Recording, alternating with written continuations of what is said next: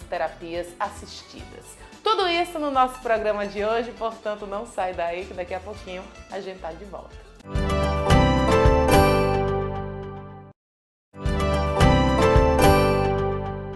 Olha, nesse primeiro bloco você vai conhecer a história de Lucas Junqueira e da cadela Paçoca.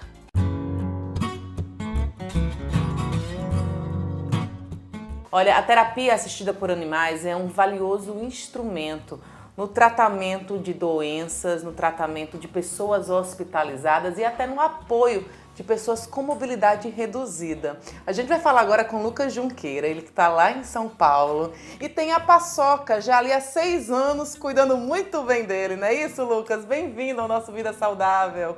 É isso mesmo, Luísa. Eu que agradeço pelo convite e a Paçoca tem sido uma parceira e tanto aí todos esses anos. Pois é, eu queria que você começasse falando como você conheceu, né, esse suporte, esse apoio que os cães eles conseguem dar a vocês, né, que têm mobilidade reduzida. Bem, eu sofri meu acidente de mergulho em 2009, janeiro de 2009. Eu bati a cabeça no banco de areia, fiquei tetraplégico. Desde então, comecei a fazer a minha reabilitação, né, e ali fui conhecendo um universo que era novo para mim, né? Então, muitas coisas foram me apresentando, até que em 2013 eu tive a oportunidade de conhecer a Cão Inclusão, né? Cão Inclusão é um trabalho social que eles treinam cães de serviço para deficientes, né? Principalmente com lesão mais alta, que é o meu caso, né? E então tem um formulário, né, que precisa ser preenchido no site deles. É um formulário bem completo, assim, com vários detalhes, e eu achei muito legal como eles escolhem as pessoas para os cães, né? Então ele não escolhe um cão para a pessoa, eles escolhem uma pessoa para o cão. Então tem os cães que estão em treinamento, eles avaliam ali toda a questão de energia do cão, de rotina do cão e de rotina da pessoa também que gostaria de adquirir um cão de serviço. E aí eles fazem o treinamento da dupla. Então foi através da Feira Reatec que eles participaram lá, né, com o Todd, que foi o primeiro cão de serviço que eles treinaram. E ali eu achei incrível o trabalho e quis muito ter o que a gente mais busca é autonomia e independência, né? E quando você vê muito adaptação que vai te proporcionar isso, e que adaptação, né, Luísa? Muito fofa essa adaptação, né? E quando você vê algo que vai te proporcionar mais autonomia, mais independência, ainda mais com todo um suporte emocional, assim, eu fiquei de queixo caído ali e foi muito gostoso, assim, esse processo com a Paçoca. Que legal. E a Paçoca, ela tem lhe oferecido, né, dado essa autonomia, essa independência, eu acho que muita gente está acompanhando aqui essa entrevista, precisa saber de que forma, né, de fato, esses cães, eles conseguem oferecer isso para vocês.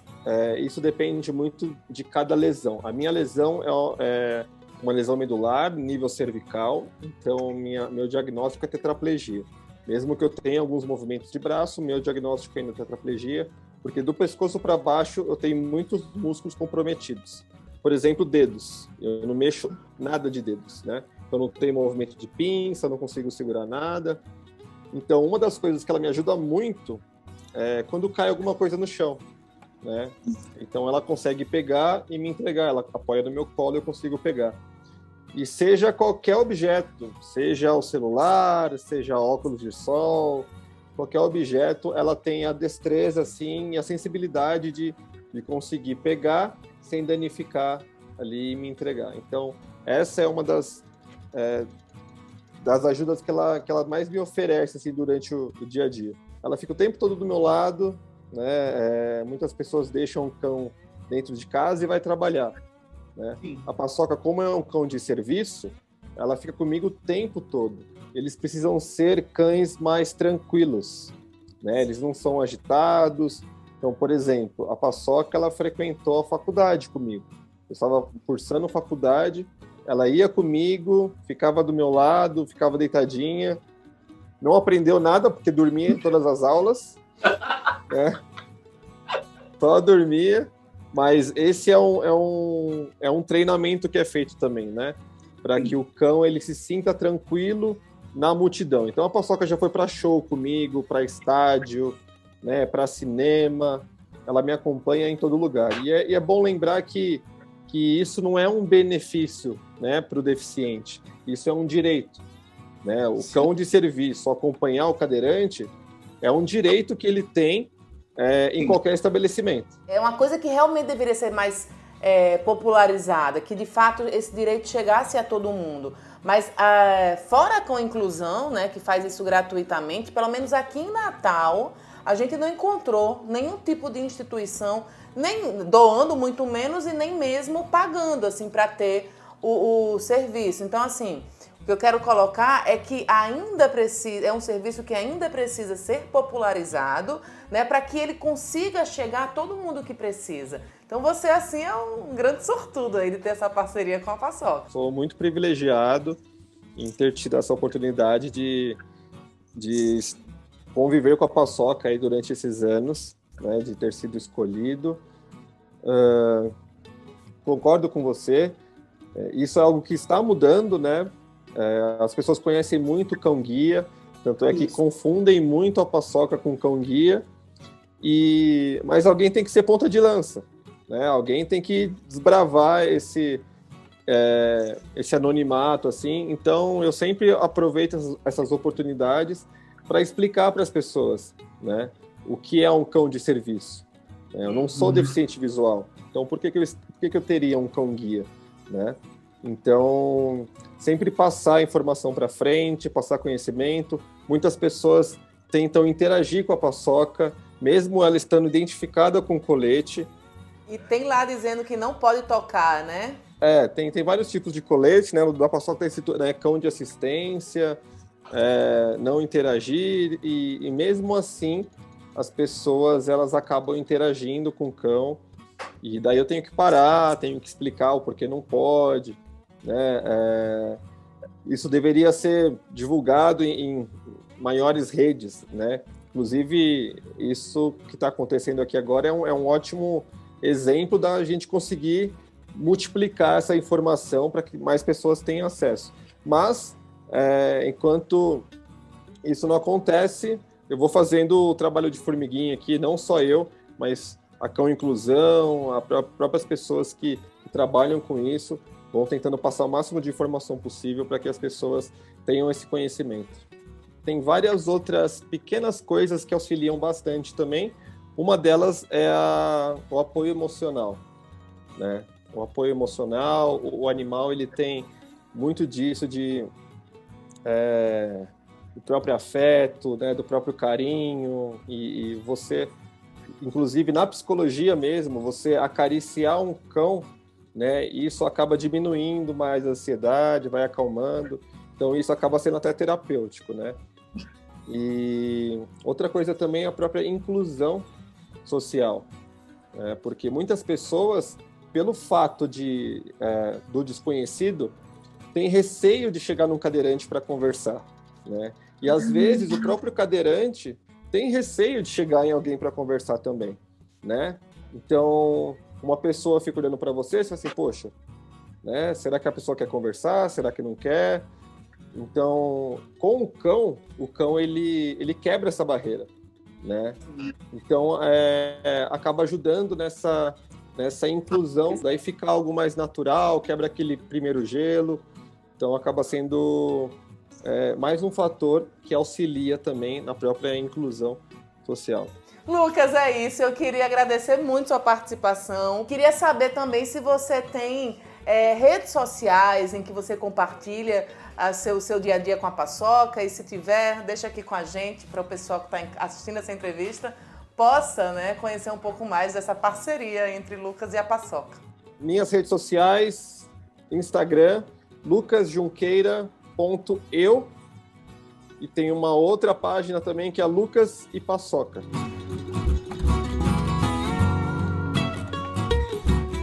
Não sai daí que depois do intervalo tem mais vida saudável para você. Até já!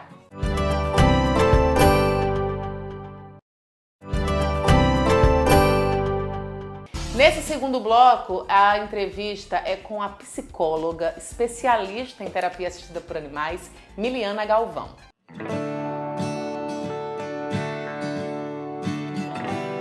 Bom, como vocês viram, os animais, especialmente os cachorros, eles podem ser verdadeiros doutores, ou melhor, né, cuidadores de idosos, crianças do espectro autista, pessoas hospitalizadas, pessoas com transtornos psiquiátricos, enfim. Quem vai falar mais sobre esse assunto e explicar direitinho como é a atuação desses animais na terapia assistida pelos animais, Miliana Galvão. Ela que é psicóloga, e seja muito bem-vinda aqui ao nosso programa, viu, Mili? Obrigada, Luísa. Vamos começar falando então, né, sobre o que é a terapia assistida e também em que momento, né, primeiro se percebeu que os animais eles poderiam produzir esses benefícios para a nossa saúde. Então, Luísa, a relação do ser humano com os animais é uma relação histórica, pré-histórica, né? Desde o início da domesticação, a gente já reconhece a importância dessa relação para a humanidade. Os animais, eles inicialmente, né, eram animais que eram percebidos como que poderiam ajudar a humanidade em situações de trabalho, né? E aí, a partir ali dos anos 20, 30, é que começa a se perceber, a mudar essa relação, de passar de uma relação mais de trabalho para um vínculo de fato, né? E aí, a partir dessa mudança, começa a se perceber esses benefícios também para a saúde, né? Os animais, eles começam a ser utilizados lá pelos anos 40, por ali, em situações de tratamento à saúde, né? Crianças que passavam muito tempo hospitalizadas, elas passam a ter contato com animais, muitas vezes animais de fazenda, né? De pequeno porte, galinha, pato, às vezes até mesmo, né, de maior porte como cavalo, nessas instituições. Isso começa a ser percebido como algo que traz um benefício para essas crianças, né? Depois disso, eu acho que o boom, né, das intervenções assistidas por animais, como a gente denomina hoje, aconteceu ali no período do pós-guerra, né, em que a gente teve um boom na reabilitação, né, como campo da saúde, no sentido mais geral, devido aos soldados, né, que voltavam para suas casas com várias questões, tanto psicológicas, né, como físicas, de deficiência física, e que os animais começaram a ser usados no tratamento desses soldados e começou a perceber um grande benefício, né, nesse sentido, seja de redução de ansiedade, de suporte mesmo prático, né, para abrir uma porta, para assim, buscar algum objeto. E aí isso foi evoluindo para o que a gente tem hoje, né, que é a intervenção assistida por animais, em que a gente coloca o animal, né, dentro do setting terapêutico, dentro do laboratório da físio, né, dentro das situações de acompanhamento na reabilitação. Agora é bom a gente diferenciar, né, que existem dois tipos de, digamos assim, intervenção. No caso, seriam aqueles animais que oferecem aquele apoio emocional, especialmente para pessoas, né, com depressão, mas existem aqueles que são treinados, né? Eles obedecem ali comandos e ao longo do tempo, né, eles acabam sendo realmente um doutor, assim, ou melhor, como eu falei antes, né, um cuidador nesse sentido, né, para pessoas com problemas psiquiátricos, pessoas com mobilidade reduzida. Então, existe aí essa diferença, né? Sim, a gente fala que existem os animais de serviço, né, que são animais que são treinados, selecionados desde de filhotes para auxiliar uma pessoa com algum tipo de necessidade especial, seja ela uma deficiência física, visual, motora, auditiva, ou de apego emocional mesmo, né, de um suporte emocional, e os animais de terapia, né, os animais de terapia que são usados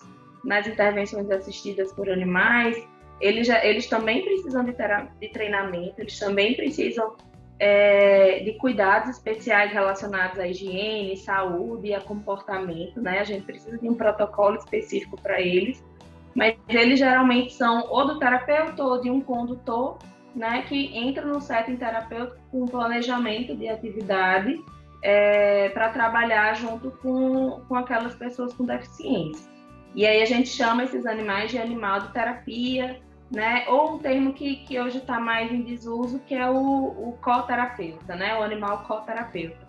Hoje a gente preza mais pelo uso do termo animal de terapia, né? Esses animais, eles participam da terapia, né? Junto com os terapeutas e com a pessoa que está em tratamento de saúde.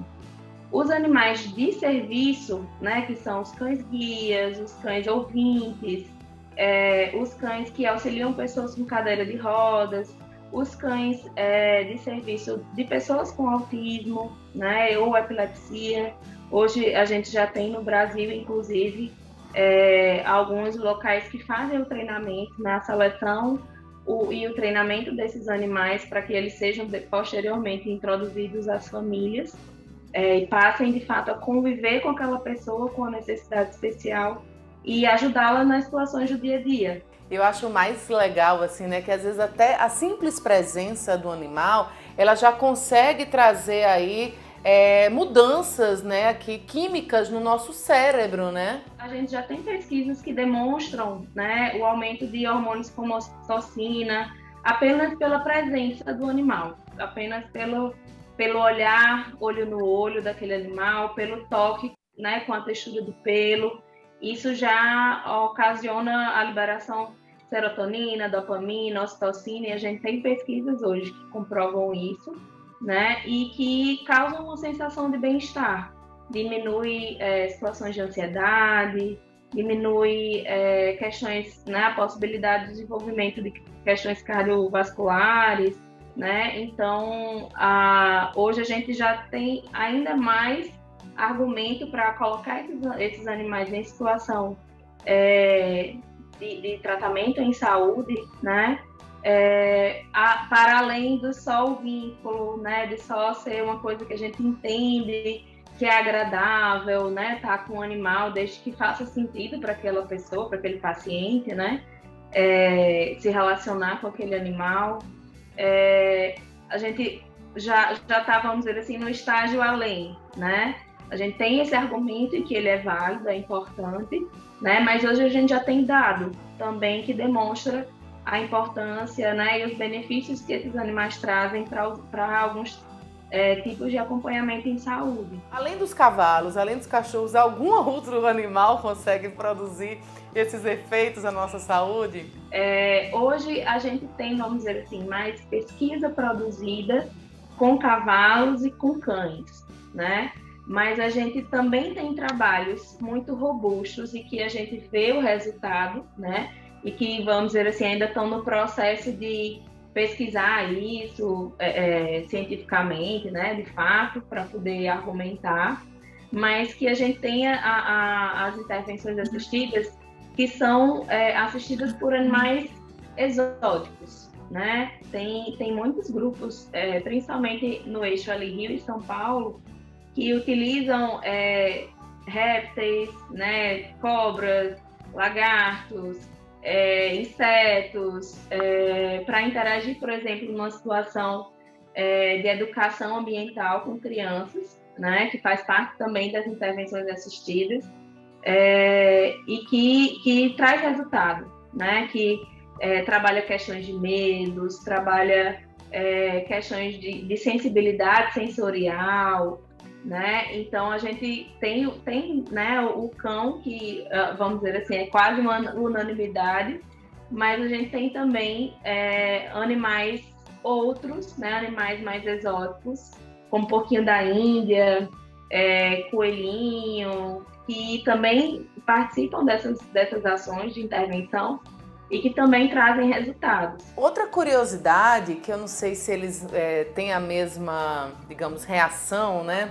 mas eu já vi um vídeo de um cavalo que entra dentro de hospitais, né, sabendo que de repente a pessoa está ali já próxima da morte, eu não sei bem como é isso. E também com relação ao cachorro que consegue detectar uma possível crise epilética. Funciona da mesma forma essas percepções no cachorro e no cavalo? Queria que você explicasse pra gente, porque é uma curiosidade que eu tenho muita, né, especialmente com essa do cavalo, né, que entra aí dentro do leito, né, do hospital.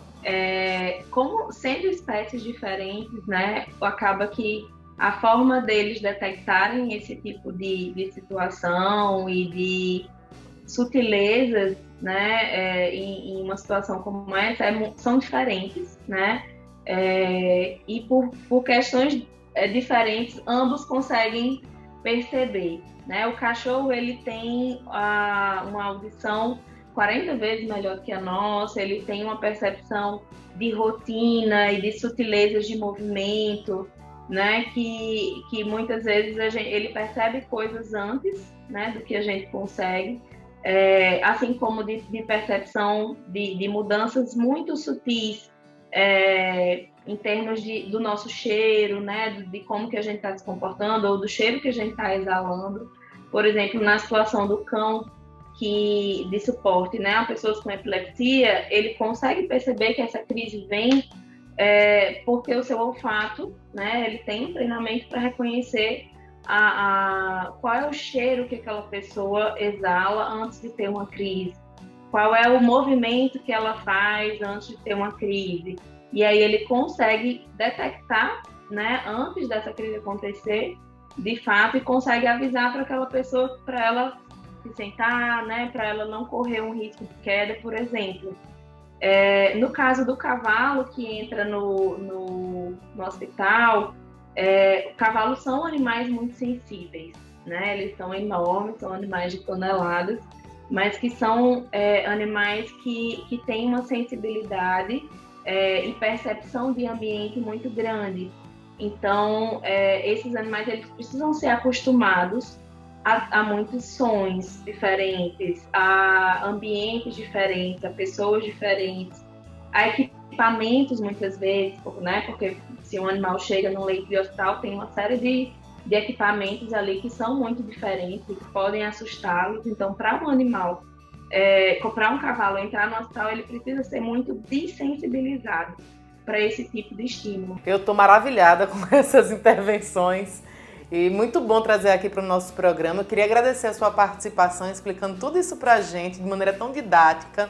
Miliane, queria saber se você tem redes sociais, queria deixar aqui algum contato conosco, para de repente quem estiver assistindo essa entrevista possa também tirar mais dúvidas e entrar em contato com você, Mili. Então, Luiz, a gente tem a rede social do Instituto, né, que é @ISD na rede, onde são divulgados os trabalhos de intervenções assistidas por animais e da ecoterapia.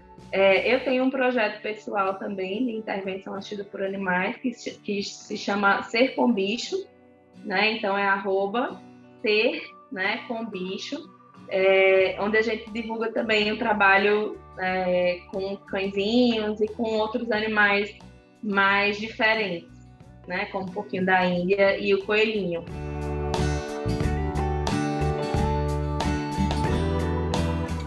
O Vida Saudável não terminou ainda, fica por aqui que depois do intervalo tem mais.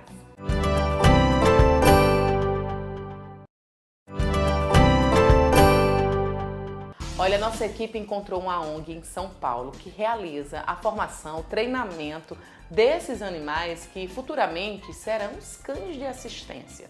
Você acompanha agora essa entrevista com Raul Garcia, ele que é o presidente da ONG Cão Inclusão.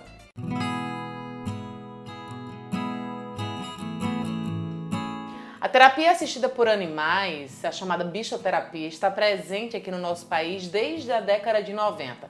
E por aí afora, né, muito antes disso. Agora a gente vai falar sobre o serviço de cães de assistência, que não são, né, os mesmos aí dos cães de apoio emocional. Mas quem vai explicar tudo isso pra gente é Raul Garcia. Ele que é o presidente da ONG Cão Inclusão. Muito bem-vindo, Raul, ao nosso Vida Saudável. É uma Um prazer estar aqui com vocês, né? Eu estou no Rio, você está bem longe, né? Mas é um prazer imenso estar aqui compartilhando um pouquinho com vocês esse tempo. Vamos entender primeiro o que é um cão de assistência. O cão de assistência é um cão treinado, né, para proporcionar, como que eu vou dizer, para ajudar dentro das tarefas do dia a dia de um assistido, né? E dentro dos cães de assistência, a gente tem 3 divisões, que são os cães guia, né, que acho que é o mais comum, né, que todo mundo já conhece, né, muito embora você tenha me dito que não tenha visto ainda em Natal, eu acho. Também tem os cães ouvintes, que também é bem difícil de encontrar aqui no Brasil, e os cães de serviço, né? A Cão Inclusão trabalha especificamente nesse núcleo de cães de serviço, né? E dentro dos cães de serviço, você tem vários tipos de cães, né? Os cães com a mobilidade reduzida, cães para crianças com autismo, cães de alerta médico. Hoje em dia tem uns cães que se chamam cães de estresse pós-traumático, né? Que principalmente foram usados depois da guerra nos Estados Unidos e tudo mais. E a Cão Inclusão está focada especificamente em cães para mobilidade reduzida e crianças com autismo. Raul, eu queria deixar também bem claro aqui, né, que a gente começa falando sobre essa bichoterapia, mas os cães de assistência, né, os cães que são colocados aí a serviço das pessoas com deficiência, eles são diferentes daqueles cães, né, que são para terapia emocional, de apoio emocional, não é isso? Os cães de suporte emocional, ou na verdade é melhor colocar como animais de suporte emocional, né? Porque não necessariamente podem ser cães, podem ser qualquer tipo de animal. Eles servem justamente de suporte emocional para aquele indivíduo que está necessitando daquilo, certo? Esses cães não necessariamente podem ser, não necessariamente são treinados para essa função, né? E essa é uma grande diferença. Os cães de serviço são treinados para exercer funções, né? E são no mínimo 3 funções, né? Então vou te dar um exemplo rápido, né? Para uma criança com autismo, por exemplo, ela precisa fazer a ancoragem, que é quando a criança sai correndo, por exemplo, o cão bloqueia essa corrida, né? A ancoragem é uma função. Segunda função, padrões de sono, né? Onde a criança com autismo precisa a gente chama de toque profundo, para dormir. O cão dorme junto com a criança e faz esse trabalho, evitando com que os pais, né? Tirando um pouco o peso dos pais de terem que dormir com a criança com autismo, tá? E uma terceira função seria condutas de oposição, né? Quando a criança tem algum tipo de comportamento, né, que entra em loop, e o cão vai lá e interfere. Tem um vídeo que circulou na internet há muito tempo atrás, onde a criança estava... não sei se você viu esse vídeo, onde a criança estava se batendo e o cão entra e bloqueia. Isso é uma conduta de oposição. Uma conduta de oposição. Então, a grande diferença, só fechando, a grande diferença é que esses cães são treinados para as funções e os cães de suporte emocional não necessariamente são treinados. Vamos falar então desse treinamento, né? Já que vocês têm essa ONG que oferece esse treinamento, que dão esse treinamento para esses cachorros, né? Que posteriormente serão doados. E também, se qualquer cachorro ele está apto a se tornar um cão de serviço, um cão de assistência. A gente escolhe os cães primeiro com um estudo detalhado da genética do cão, né? Então a gente escolhe os canis que a gente vai utilizar, entendendo muito bem a genética, né? Depois, o temperamento dos pais. Depois, após a ninhada acontecer, a gente faz uma seleção daqueles filhotes, né? Tem um período certo para a gente fazer essa seleção, a gente analisa todos os filhotes daquela ninhada e escolhe aqueles que têm o temperamento adequado para a função que a gente vai utilizar. No caso, para um tetraplégico, a gente tem as especificidades próprias daquele filhote que a gente quer ver naquele indivíduo quando adulto, né? E para autismo também a gente tem um ponto próprio, assim, que a gente consegue entender isso. Beleza. Então, partindo dessa afirmação, não pode ser qualquer cão, a gente não pode pegar qualquer cão, né? Porque se a gente pega um cão com um temperamento extremamente acelerado, por exemplo, agitado, a gente não vai chegar num bom resultado no final. E normalmente, acho que isso é pontual também, a nossa experiência dentro da cão-inclusão, a gente utiliza raças como Golden e Labradores. O treinamento completo leva em torno de 2 anos, né? Então a gente pega o cão com 60 dias, manda para uma família socializadora, onde fica em média de 1 ano, mais ou menos. Depois ele passa para a parte específica, onde ele aprende exatamente o que ele vai fazer dentro das funções dele. E mais alguns 2 ou 3 meses aí de formação de dupla, onde é o assistido, né, a pessoa já que vai ser o proprietário desse cão, e a gente fazendo essa ponte entre eles para eles se adaptarem juntos e conseguirem trabalhar juntos. E existe um tempo também que esses cães, eles se aposentam, né? Eles deixam de fazer esse serviço. Quando ele atinge uns 10 anos, 8, 10 anos mais ou menos, como a gente faz, né, avaliações o ano todo desses cães, né?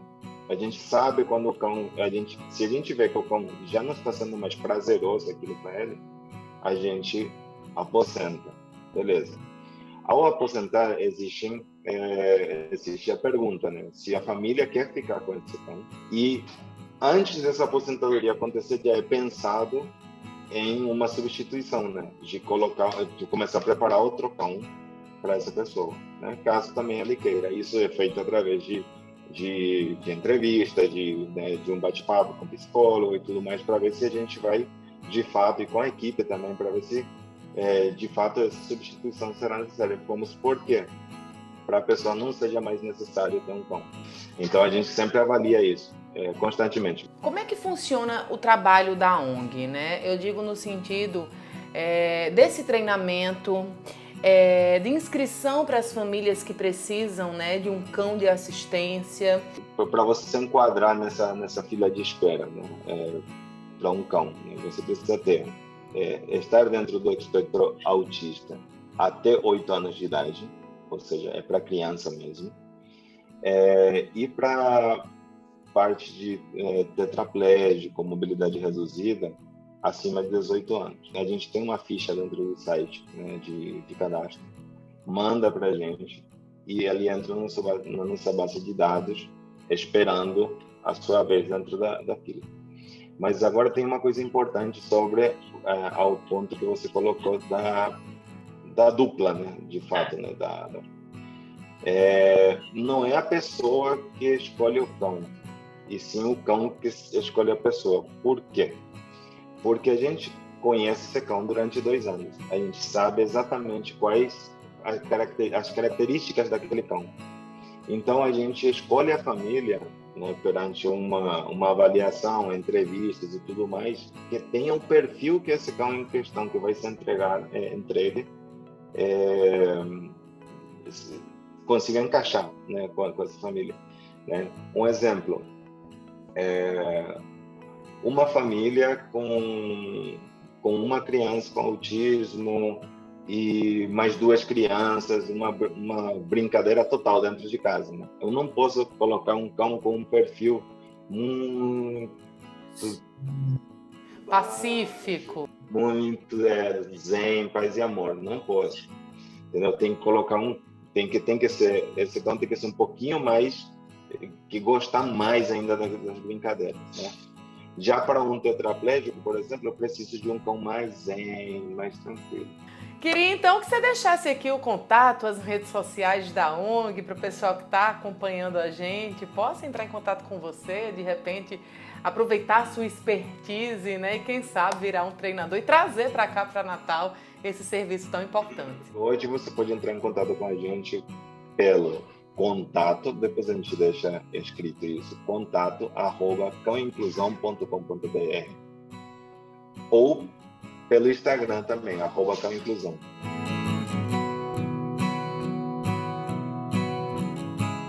Bom, gente, por hoje é só. Eu espero que você de casa tenha curtido o nosso tema. A gente adorou fazer esse programa. Dúvidas, sugestões e críticas, passa lá no nosso Instagram, @VidaSaudávelTVAL, ou ainda lá no meu perfil pessoal, que é o @VemCaLuísa. Próxima semana tem mais Vida Saudável aqui na TV Assembleia. Até lá!